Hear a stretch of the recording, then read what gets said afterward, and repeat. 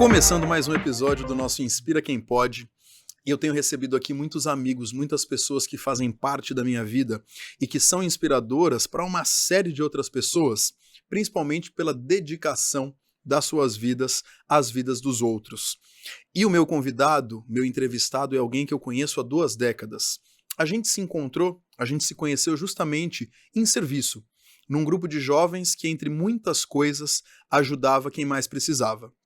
Tenho o prazerzão de receber aqui hoje o meu amigo Bruno Galletti. Bruninho, seja muito bem-vindo. Muito prazer, Cris. Agradeço essa oportunidade de estar aqui com você.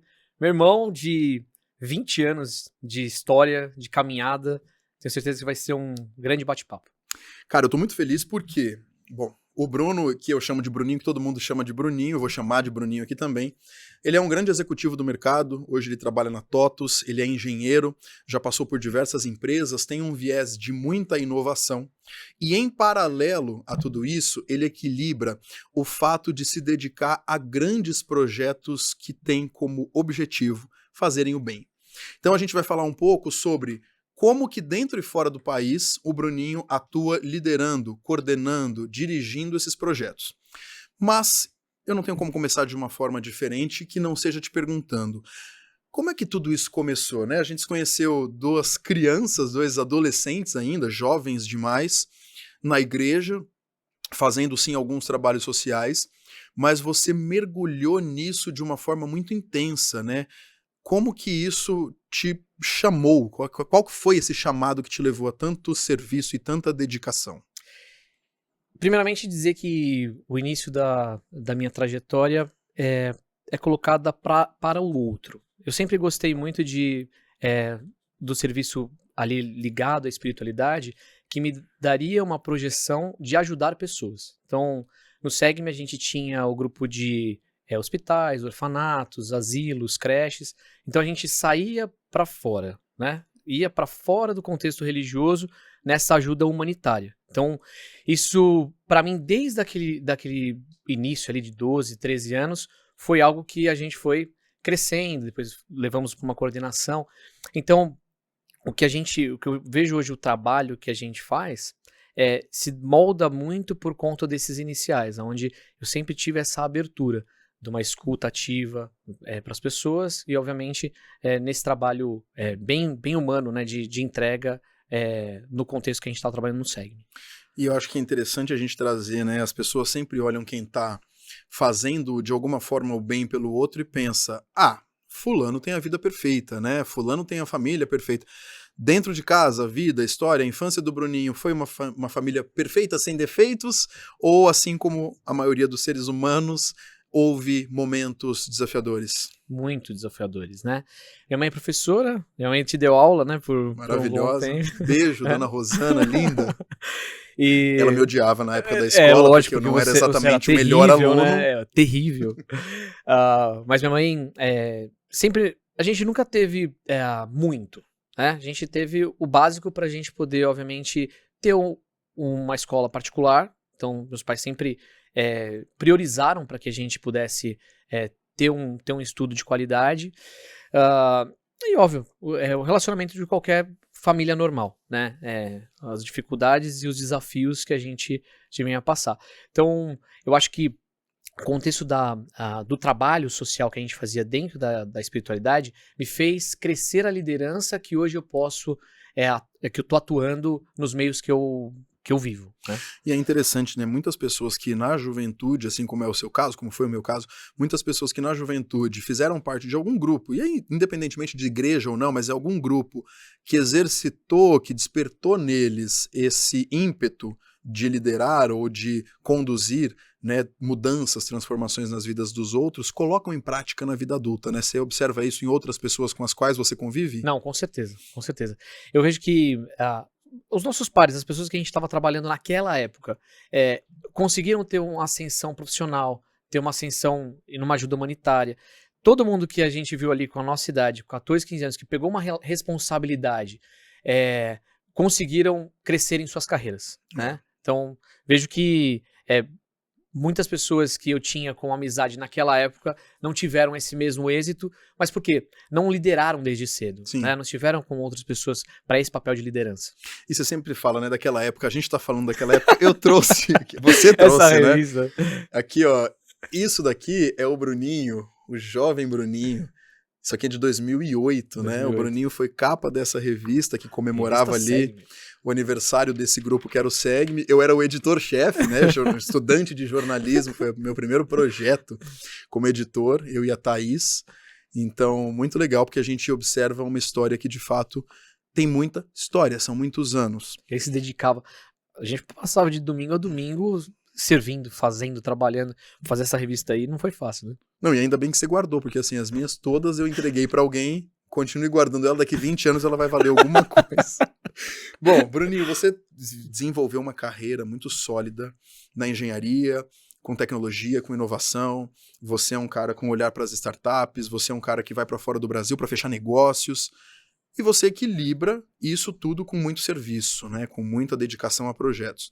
Como é que você faz, na prática, para ser um executivo de mercado e ainda assim dedicar um tempo de qualidade para fazer o bem? Eu vejo que eu não. Nada na minha vida é dividido. Eu tenho que trabalhar com excelência com tudo que Deus coloca nas minhas mãos. Então, seja na TOTUS, hoje como executivo de novos negócios, seja no Alfa como coordenador nacional dessa metodologia que a gente vai poder falar um pouco mais, seja no Sonhar Acordado como um diretor de crianças e adolescentes em situação de carência social. Qualquer área da minha vida eu vou me desempenhar, dividir meu tempo para poder fazer com que seja feito da melhor forma. Óbvio, a gente não faz nada sozinho, sempre alinhado a pessoas dispostas, a gente faz reuniões para que a gente consiga fazer com que tudo aconteça.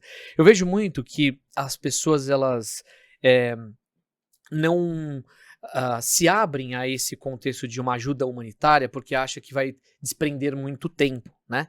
Eu acho que, para mim, eu alinho e coloco no meu trabalho essa capacidade, porque, obviamente, o meu trabalho dentro da TOTUS, eu coloco pessoas ligadas a esse meio que eu posso também fazer negócios, novos negócios para a parte da construção civil, alinho líderes dessa área. Então, tá tudo interligado. No fim das contas, é tudo relacionamento humano, né? São pessoas que podem contribuir com as ações sociais, mas também fechar negócios. Sim, exatamente. Legal. Exatamente. É uma troca. É uma troca. Uma troca E justa. hoje você está como um executivo, ouso dizer que talvez na maior empresa de softwares desse país, que é a TOTUS, uma delas, né? Como que é esse dia a dia? Hoje é maior. Como é o dia a dia desse executivo Bruno Galetti? Tá sendo bem desafiador, porque... Deixa o Bruninho de lado agora. Agora é o executivo, né? Vejo que tá sendo bem desafiador. Eu entrei na TOTUS recentemente, eu tive uma startup, né, com investidores, a Operatec. Deixei esse trabalho, né, vendi a startup, tá na mão de outros sócios, e agora eu tô na TOTUS. O que eu faço? Eu coloco a construção civil, as lideranças de construção civil junto com tecnologia, né? Desde o ERP, que é o sistema integrado de uma empresa, o back-office financeiro, fiscal, contábil, que faz a gestão completa, até o canteiro de obras. Então tem soluções hoje para todos esses campos. A tecnologia está desenvolvida para tudo. Então, em um local muito artesanal, que é a construção civil, que ainda precisa se desprender muito tempo para poder entender a engenharia. Então, eu promovo muito a escuta. Escuto os profissionais da área, entendo as dores e venho conectando os softwares que a TOTUS hoje disponibiliza. Então... E é interessante, né? Assim, quando você pensa construção civil, muito pouco tempo atrás, né? A gente imaginava uma obra, né? O pedreiro, não sei. É alta tecnologia hoje envolvida na construção civil, certo? Sim. Hoje tem uma metodologia chamada metodologia BIM, que é Building Information Modeling. Você já não tem mais um projeto que você tem em 2D, e não somente mais em 3D. Você coloca todas as informações num modelo. E esse modelo é real e virtual, né? Você pode enxergar esse modelo aqui. Não tem nada aqui, não tem nenhuma construção. Você consegue colocar os pilares e levantar um projeto aqui com óculos 3D, por exemplo. Né? E isso também gerar essa informação, não ser só um desenho virtual, mas essa informação ter detalhes que eu consigo carregar planejamento, somar compras. Então, tudo fica interconectado, né? Uma empresa totalmente interconectada. Então, é essa a solução que a gente vende para o mercado. é muita estratégia, é muita tecnologia, muita inovação, que é Operatec, né? Eu conheço, né? Já tive projetos com vocês. É algo que tá na sua essência. Em que momento que você falou assim, cara, eu gosto de inovação? Eu tive na Engemon. Engemon foi uma última construtora que eu trabalhei. E eu trabalhava num canteiro de obras e via que era muita reunião para não falar nada, assim. Sim. A gente tinha muita reunião com o engenheiro-chefe, eu tinha reunião com o pessoal de dentro da construtora, e a gente não chegava num denominador comum de como que ia andar o projeto. Então a gente fez um aplicativo simples, de mandar informação e todo mundo receber por igual. E isso se somou a todas as obras, depois dessa construtora. E aí eu liderei uma equipe chamada a equipe de BIM, né? Equipe de inovações dentro dessa consultora da Engemon. E aí, obviamente, fui contratando pessoas. Isso me deu um destaque dentro da Engemon. E aí depois nasceu uma startup e assim agora na TOTVS. Então, iniciou nessa veia de com o objetivo de poder fazer com que o trabalho seja mais eficiente, né? Exato. Você sabe que isso me lembra muito alguns cases, Uber, Airbnb, que assim, eu tenho uma dor, eu não consigo pegar um táxi para sair de um evento, eu crio a Uber. Então, quando você tá ali no chão de fábrica ou na obra e você entende uma dor real porque faz parte do seu dia a dia enquanto engenheiro, trazer uma solução para isso é muito mais legítimo, né? Não é que alguém te contou, você viveu e aí por isso buscou aquela resolução. Exatamente. Agora, o Bruno tem uma característica que às vezes eu tenho vontade de xingar ele, que é assim, a gente tá aqui conversando, falando no WhatsApp, e de repente ele tá postando uma foto fazendo negócios em Maiorca, na Espanha. Aí a gente tá conversando, de repente ele me manda um vídeo de patinete em Roma. Como é que o mundo virou teu quintal de repente? Assim, você passou a viajar, e você gosta? O que você faz nas suas viagens? Então, hoje as viagens estão muito ligadas ao Alpha. O Alpha é uma metodologia, a gente chama de metodologia querigmática. Querigma é o anúncio da fé cristã. Então, você falar coisas profundas de forma simples às pessoas. Ainda mais com a rapidez das informações que a gente está vendo no mundo, você não pode falar coisas muito profundas para pessoas júniores naquele assunto. Então, quando a gente está falando da fé cristã, o anúncio do evangelho, né, precisa ser de forma descomplicada, simples. Então, o Alpha é isso, é uma série de vídeos que trabalha esse querigma, o anúncio da fé cristã de forma descomplicada. Nasceu no Brasil? Nasceu em Londres. Nasceu numa igreja anglicana chamada Holy Trinity Brompton. E aí o Nick Gumbel, que é o grande pioneiro nessa área dessa tecnologia, né, dessa série, ele disseminou para as igrejas protestantes e depois nas igrejas católicas. Então o Papa Francisco chancelou essa oportunidade e no Brasil tem 4 anos um escritório para falar somente de Alpha. Que legal. Então, você é coordenador nacional do Alpha. Sou coordenador nacional católico. Católico. Então tem uma direção da parte protestante, tem uma direção da parte católica, eu faço parte da parte católica. E esse ecumenismo, né, ou você ter o protestantismo, o catolicismo, enfim, você ter essas diferentes religiões unidas em prol de uma mesma evangelização ou em prol de um bem maior, faz diferença? Faz total diferença e também a gente tem o mesmo berço, né? Dependente da parte litúrgica, aquilo que vai ser pós, né, obviamente o nosso berço, né, do cristianismo, a gente não vai para esse ponto, né? A gente fica bem nessa parte do querigma, que é esse anúncio, essa evangelização, uma prática de a gente poder se conhecer. As pessoas não se conhecem, Cris, internamente. Tem uma dificuldade de conhecimento. Então, o que o Alpha leva é uma série semanal para que as pessoas se conheçam, com perguntas. E como é que você conheceu? Você conheceu o Alpha? Pelo Sonhar Acordado. Pelo Sonhar Acordado. Pelo projeto social, que a gente pode falar, obviamente, das crianças e adolescentes. Eu tinha que organizar os meus coordenadores. Eu estava na direção, eu queria fazer com que os meus coordenadores pudessem se conhecer, né? Não só entre eles, mas internamente também. E eu vi que o Alpha foi uma metodologia que ajudou a que esses jovens saíssem formados dali para poder realmente fazer o bem. Então, você conhece o Alpha, que é esse projeto global, a partir da ONG, né, do grupo Sonhar Acordado, para capacitar, para treinar, para evoluir, desenvolver os coordenadores do Sonhar Acordado. Exato. E o que é Sonhar Acordado? Sonhar Acordado é o amor da minha vida. Foi onde que depois que a gente saiu do grupo de jovens, Isso foi em 2017, eu saí do SEG. Deixamos de ser jovens, Deixamos de afinal ser de jovens. contas, né? Então, eu já tava velho já pro grupo de jovens, já tinha 25 anos, né?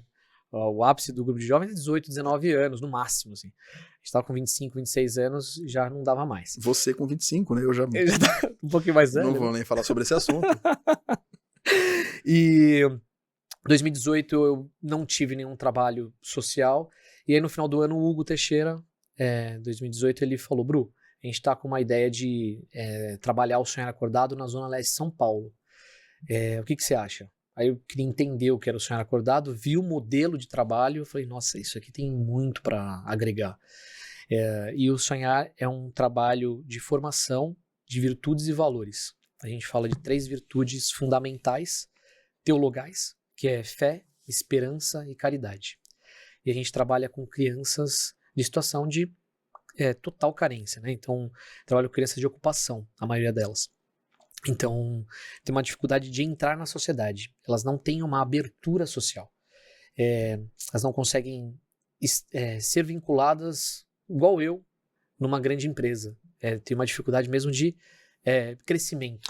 O ponto de partida dessa sociedade em vulnerabilidade é muito distante do nosso ponto de partida, e olha que, né, nenhum de nós é rico. Né? Pessoas de classe média que tínhamos uma história ali, como você contou da sua família, o ponto de partida delas é muito distante. Né? É muito distante, e eu fui entender isso quando eu mergulhei nessa oportunidade. Uma coisa, Cris, que foi muito bacana assim, de trabalhar e de entender essa dor e ver como a gente pode ajudar. O Sonhar é dividido em alguns programas, né? Eu tenho crianças de 6 a 12 anos, chama Amigos para Sempre. Eu tenho um projeto que chama Preparando para o Futuro, que é de adolescentes de 13 a 17. Quando eu fui iniciar o Preparando para o Futuro, uma empresa me ligou, a BASF, multinacional, tal, vai ter um BASF Tour. Eu preciso que você me traga 30 adolescentes. E a gente não tinha lançado ainda o programa, eu estava em todos os trâmites para lançar, super organizado, né? E eu não tinha os adolescentes ainda, mas vi a oportunidade e falei assim, não, vamos arrumar esses adolescentes, mesmo que a gente vá nas comunidades, a gente puxa esses adolescentes e a gente leva.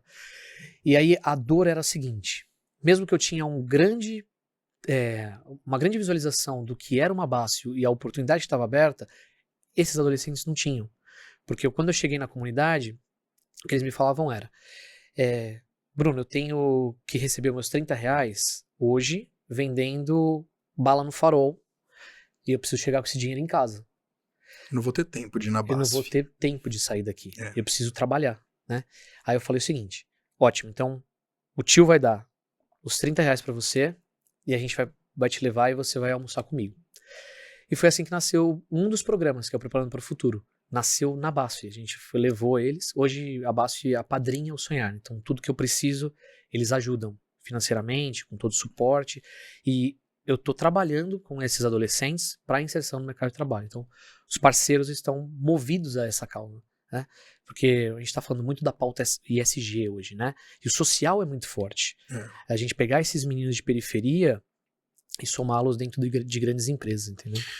Eu vou aqui na linha da vulnerabilidade te confessar que eu não sei se há uma nomenclatura para isso que você faz, que a Alfa faz e que principalmente Sonhar Acordado faz, que é você usar dessa estrutura de uma iniciativa não governamental ou sem fins lucrativos com um olhar de quase religioso, né? Porque você tem ali essas questões, né, teologais, unindo isso às empresas, ao mercado de trabalho e tudo mais. Quando você pensa num governo com a iniciativa privada, você tem ali a PPP, a parceria público-privada. Eu não acho que exista ainda, me corrija se eu estiver errado, uma nomenclatura para quando a gente usa o social quase religioso unificado ao empresarial. Mas é genial, porque o você buscar lá, na raiz, na casa dessas pessoas, na ocupação, na comunidade, na favela, alguém que nunca entraria na BASF e levar essa pessoa para dentro da BASF via Sonhar Acordado é um caminho muito transformador. E hoje suponho que não seja só a BASF, você deve ter uma série de parceiros. Sim. Tanto porque para se tornar um parceiro do Sonhar Acordado, pode ser alinhado às festas, né? Então, tenho 2 festas grandes. Hoje a Prefeitura de São Paulo está com a gente na festa Dia de Sonho. Vai ter uma festa agora dia 12 de julho, que é para todas as crianças do Sonhar e mais colégios que vão agregar esse trabalho. E não é só São Paulo, né, Cris? É São Paulo, Campinas, Jundiaí, São José dos Campos, Rio de Janeiro, tem várias filiais do Sonhar, são 13 no Brasil hoje. 13. 13. Espalhadas. Espalhadas, é. Aí a gente, obviamente, em São Paulo, a gente se junta e faz uma grande festa. Mas, Cris, é tão impactante. Eu levei uma empresária amiga minha, que ela me convidou para tomar um café no passado, e ela tava com aquele sentimento de sentido da vida meio atrapalhado. E é muito comum em grandes lideranças, né? Trabalha muito o dia a dia é muito corrido. E ela tinha me dito uma coisa assim, mesmo fazendo tanto, me falta deixar um legado. Me falta deixar alguma coisa pro mundo. E depois dessa conversa, eu falei assim, ó, semana que vem vai ter uma festa. Essa festa tiver uma festa de dia de sonho. Queria que você participasse, colocasse touquinha e entrasse na cozinha, né? Pensa, uma grande rede, assim. Quando ela chegou, uma das crianças do Sonhar, do nada, pegou e falou pra ela assim, essa festa é minha. Seja bem-vindo à minha festa. Bem-vindo à minha festa. E nisso, realmente fez total sentido pra ela, sabe? Ela estava ali e ela tinha um objetivo, era fazer melhor a vida daquela criança. Mesmo que tinham 300 ali, mas era aquela que ela estava mudando, que ela estava reavivando, né? A gente fala do parabéns, do bolo, que é uma coisa normal, mas a gente vê o quanto o bolo impacta mesmo a vida das crianças. Eu ia te pedir para contar a história do bolo, por favor. O início do Sonhar, em 2018, a gente não tinha dinheiro para poder fazer o projeto acontecer. E óbvio que minha mãe fazia bolo, cada mês uma pessoa fazia o bolo das nossas crianças. Porque vocês comemoram os aniversários de todos eles num dos encontros mensais. Exato. Os aniversariantes do mês. A gente, no último final de semana do mês, a gente canta os parabéns para todas que fizeram aniversário naquele mês. E aí nisso, todos os meses a gente foi conseguindo, desde o final de 2018 até 2021, conseguindo o bolo. E num dos meses, a pessoa que se encarregou de fazer o bolo, e assim, não é pouca coisa, né? 10 quilos, 15 quilos de bolo, né? Então é bastante. É um bolão. É um bolão. E aí a pessoa não trouxe o bolo e eu peguei e falei assim, poxa gente, eu fico sem bolo esse mês que vem a gente faz 2 aniversários, né? Coloca os 2 meses juntos. E aí nisso, quando as crianças chegaram, a primeira pessoa que veio me indagar foi uma criança. Ela chegou em mim e falou assim, tio do macarrão, porque eu fazia o almoço para as crianças, né? Tio do macarrão, hoje eu tô aqui e esse mês foi o meu aniversário. A gente teve nas últimas semanas um evento em Jundiaí. Não cantaram parabéns para mim. Podem cantar parabéns para mim nesse mês? E aí nisso eu parei, falei, poxa, talvez o bolo não era importante para mim, mas para ele era. Aí eu larguei tudo, fui na Sodier, não tinha dinheiro na época, assim, hoje eu tô um pouquinho melhor, mas na época não tinha tanto dinheiro. Aí eu falei assim, então, sei lá, deu R$1.500 o bolo, passando crédito aqui, e foi. Quando cheguei no Sonhar, passou o dia de brincadeiras e tal. Na hora quando a gente colocou o bolo pra cantar parabéns pra eles e chamou todos os aniversariantes, esse menino, eu acompanhei ele da saída do banco até lá na frente, a alegria que ele tava. Podiam ter diversas crianças, mas ele queria ser aplaudido de pé. E aí depois ele me confessa assim, tio do macarrão, foi a primeira vez que cantaram parabéns pra mim. Cara, eu saí de lá realmente com o sentido do projeto, sabe? Falei, não, eu preciso fazer com que ele receba todos os parabéns, ele seja aplaudido sempre. Essa sensação é quase um combustível, né? Eu tenho muitos amigos, e nós temos muitos amigos, dezenas de pessoas que em algum momento da sua vida já fizeram algum serviço social. E a sensação para quem faz é muito maior do que a de quem recebe, né? O tanto que isso é transformador, o tanto que você valoriza a sua vida a partir do momento em que você dedica um pedacinho dela para o outro, é inimaginável. Então, além da história do bolo, que eu gosto sempre de ouvir todas as vezes que você conta, eu tenho prazer, né, a convite do Bruninho, de muitas vezes estar com o pessoal do Sonhar Acordado, cantá-la com eles. O pessoal tá com saudades, inclusive. Inclusive preciso, né, voltar. Porra, não era pra você me expor. Porque eu falei como se eu estivesse indo toda semana. Eu já tenho uns 6 meses, né, que eu não vou. Estarei aí. Mas assim, ao longo de 2 décadas de serviço, além dessa história, tem algum outro momento, seja no Alfa, no Segue-me, no Sonhar, que você olhe e fale, isso foi marcante pra mim?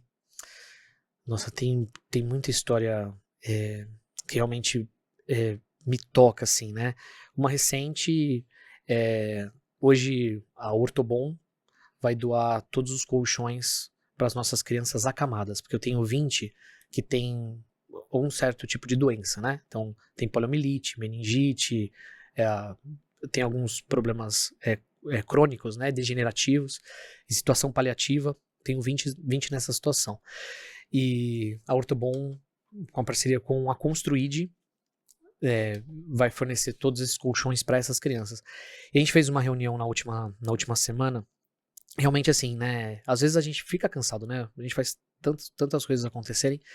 E naquele dia eu tava bem amoadinho, assim, bem triste da correria, né? E a gente recebeu a resposta da Construid junto com a Ortobon, que a gente vai poder fornecer os novos colchões para as crianças, né? E também toda a reforma da nossa casa. A nossa casa lá do Belenzinho, Sim. a gente vai conseguir fazer a reforma inteira. Então eles falaram assim, olha, sonhem alto. Sonhem alto que a gente vai realizar. Então, um novo projeto, uma nova casa, tudo em parceria, né? Pra gente poder atender melhor as nossas crianças. Então, tem um grupo de arquitetas que tá junto e vão fazer toda a reforma pra gente. A iniciativa privada tem muito poder de apoio, de ajuda, né? Então, você citou aqui alguns exemplos de algumas delas, Ortobon, BASF, enfim, e uma infinidade de outras empresas que podem contribuir e que eu acho que às vezes não o fazem por nem saberem como. Uhum. E é muito legal conhecer você, conhecer a história, conhecer Sonhar e saber que tem muito projeto sério, tem muito grupo sério que serve de intermédio para você fazer o bem para quem realmente precisa. Então, muito legal. No final aqui da nossa conversa, para quem nos acompanha pelo YouTube com imagens, eu vou deixar um GC aqui na tela com os links, né, e os contatos do Bruno, e no Spotify, na descrição do nosso áudio também, vou deixar tudo isso, porque eu acho que é importante as pessoas saberem como chegar em quem pode ser esse intermédio para que eu faça o bem. É bem importante. Boa. Bruninho, temos um quadro fixo aqui, somos o Inspira Quem Pode, e chegou a hora de eu te perguntar, Bruno Galletti, quem te inspira? Olha, tem 2 pessoas que me inspiraram muito nesse tempo. Uma foi o Papa João Paulo II e outra o Papa Francisco. São 2 formas teológicas um pouco diferentes, mas que se complementam, né? Eu vejo a coragem muito forte naquele momento de Papa João Paulo II, super a forma de falar com a juventude, e vejo o carisma do Papa Francisco, né? Uma veia mais religiosa, mas não só, porque inspira toda a sociedade, né? Todas as sociedades. O Papa Francisco faleceu recentemente e deixa um grande legado para a Igreja. A Igreja Católica cresce novamente no mundo por conta de um grande legado deixado por uma grande liderança religiosa, que conseguia conversar com os diferentes. Você sabe que eu observei muito agora no episódio do falecimento do Papa, no pós, né, ainda no período de conclave, o quanto que ele era respeitado e admirado pelos diferentes, por outras religiões, religiosidades, por pessoas inclusive ateias e que viam a figura humana daquele representante da igreja, daquele sucessor de Pedro, muito forte. Eu acho que você tem 2 ótimas inspirações. E antes de eu ir para a próxima pergunta, você, coincidentemente, estava em Roma, estava no Vaticano agora, no período de conclave, dias antes, quase minutos antes da escolha do Papa Leão. Como é que foi a sensação? Nossa, realmente estava bem as expectativas ali, né? Todo mundo... Porque assim, eu vejo que alguns anos atrás, você sair do Brasil, o mundo não era tão interconectado. O Vaticano realmente virou um local global onde tinha muita câmera, né? Sei lá, devia ter uns 150 países, 160 países transmitindo ao vivo o que estava acontecendo no Vaticano, né? Então, realmente, as expectativas altas, não podia sair um cardeal que todo mundo ficava gravando, era bem interessante. Deve ter sido divertido. Acima de tudo, divertido. Divertido, sim, sim. Muito bom. Bom, vamos lá. O que te inspira, show. E do outro lado, o que te irrita? Ou quem, Olha, ou o quê? eu vejo que o mundo da indiferença, do egoísmo, do voltado ao eu. A gente falava que na pandemia a gente teria pessoas mais voltadas a se abrir, né? A ser um pouco mais empáticas com as outras. Mas eu vejo que o efeito foi um pouco contrário. Eu vejo que a pandemia pôde isolar muita gente, né? Posso falar, eu estou trabalhando mais com tecnologia, mas eu não vejo que o meu grande pilar é tecnológico. O meu grande pilar é humano. Então, o capital humano, ele precisa ser o maior que nós podemos dar ao outro. E eu vejo que muitas pessoas são muito indiferentes, muito voltadas a si, somente aos seus ganhos, né? Não no seu compartilhar. Eu acho que é isso que te faz ser uma grande pessoa na sociedade, né? O quanto você pode se dar inteiramente às pessoas que estão com você. Talvez eu esteja ficando monotemático, mas em quase todos os episódios, desde que o Inspira Quem Pode estreou, eu tenho usado uma expressão, porque as falas dos meus convidados, não à toa, né, pessoas inspiradoras como você, eu falo que é o transbordar. Você chega num ponto em que o seu conhecimento, ou que a sua generosidade, ou que até o seu dinheiro, ele transborda ao ponto de você dividir, ao ponto de você fazer a diferença, inspirar e, de fato, não ser indiferente. Então é uma irritação muito legítima da sua parte, faz todo sentido. Bom, vamos lá, Bruninho, alguns dos países que você já visitou, você viveu experiências profissionais, outras experiências religiosas. Qual que foi o lugar, pode ser no Brasil inclusive, qual que foi o lugar mais marcante para você? Nossa, eu tive em Roma, obviamente, é algo muito, muito especial estar em Roma, né? Porque Sentimento, né? ali nasce toda a parte religiosa, né, da igreja. E você sabe dessa veia que eu tenho, que é muito forte. Mas assim, se for pensar em praias, eu gosto muito do Nordeste brasileiro. Eu fui para Jericoacoara. Eu gosto de Mallorca. Mallorca foi Você foi também. Aliás, usei as suas dicas, né? A ilha é sensacional. Eu tive em Portugal, também é muito rico, né? Então eu vejo assim, todos os lugares, você que gosta de viajar bastante, todos os lugares a gente pode extrair, né, toda a história que foi deixada e legado que foi deixado naquele lugar. Uma história que para mim foi muito legal foi dentro de uma igreja em Portugal. E não foi em Lisboa, foi se chama Ilha de Caparica. É uma cidadezinha bem pequena.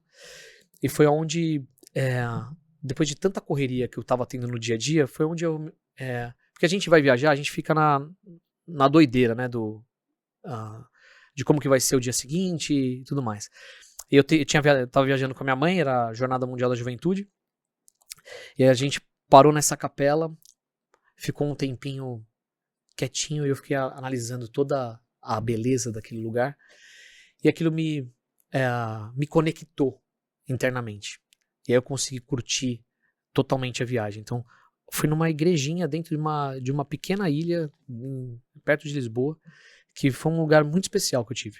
Eu tive um contato maior, assim, com Deus. Às vezes a gente vê tantas coisas grandiosas, impactantes, visualmente falando, e os nossos momentos mais emocionantes ou marcantes estão no pequeno, no simples. É o feliz no simples. Muito bom.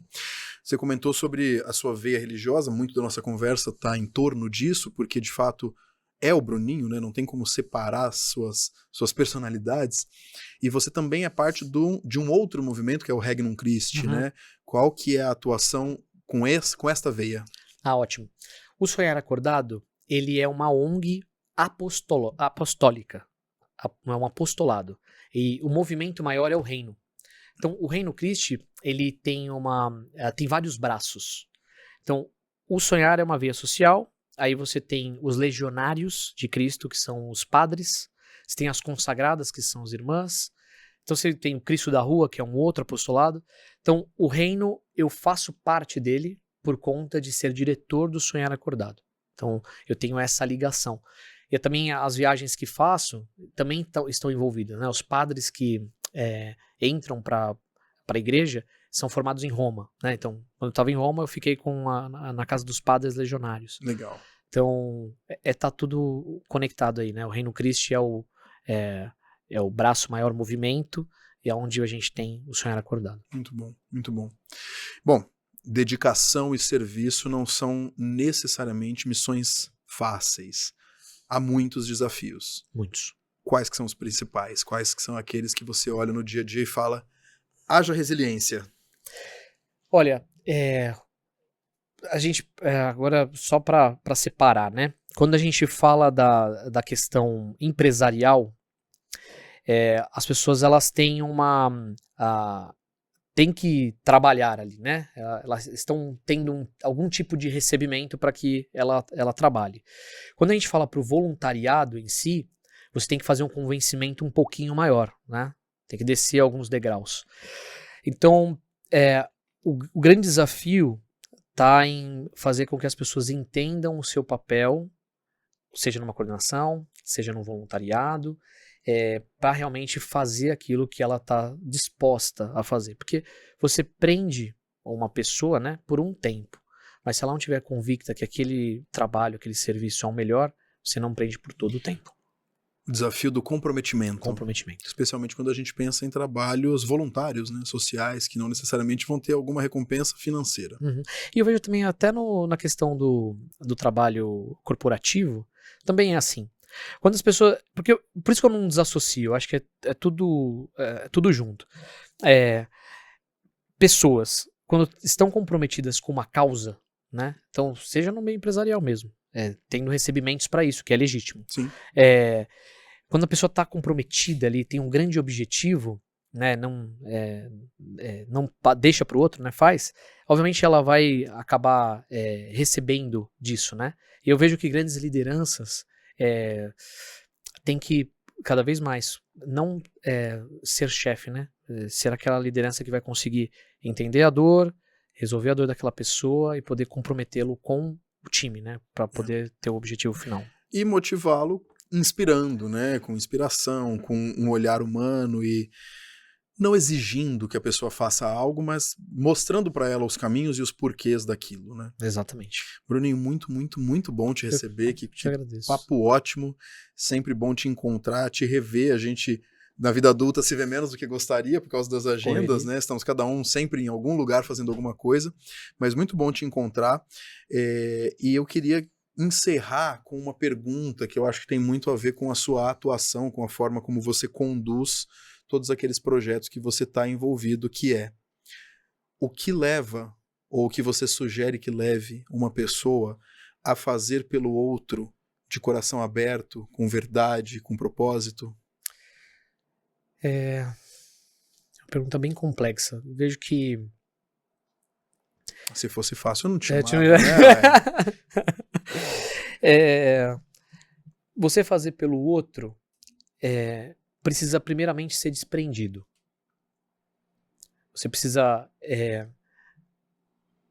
se colocar à disposição de algo que você aparentemente não tem troca. Você se colocar à disposição.